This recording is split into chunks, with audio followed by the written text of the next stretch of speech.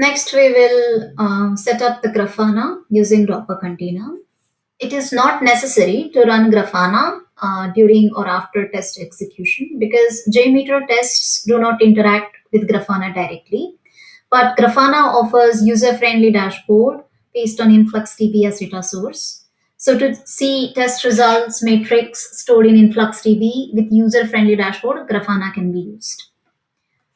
So we will run the Grafana Docker container with some initial setup like username and password. Also, we will map these directories named dashboard and provisioning. So in these directories, some initial setup configurations are there. So in provisioning data source influxdb.yaml file, you will see that when Grafana will start, it will start with influxdb as data source, and it can access the influxdb on this URL and the token for the authentication to influxdb.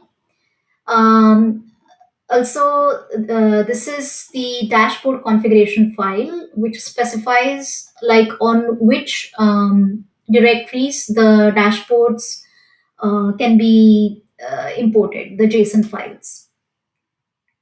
And those dashboard JSON files are placed in this directory, Grafana dashboard. So we will map these two directories, dashboards and provisioning, into the Grafana Docker container.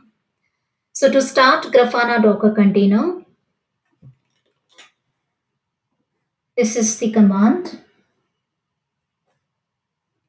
So we have started the Grafana Docker container in the JMeter Docker network with this IP and this username and password, and these two directories mapped as a Docker volume. So it is up and running, and as you can see, it is associated with the JMeter Docker network.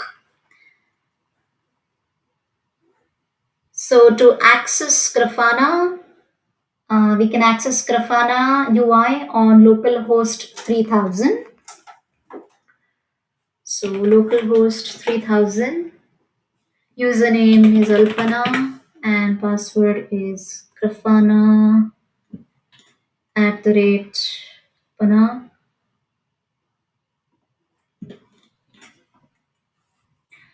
As you can see, there is already a dashboard created.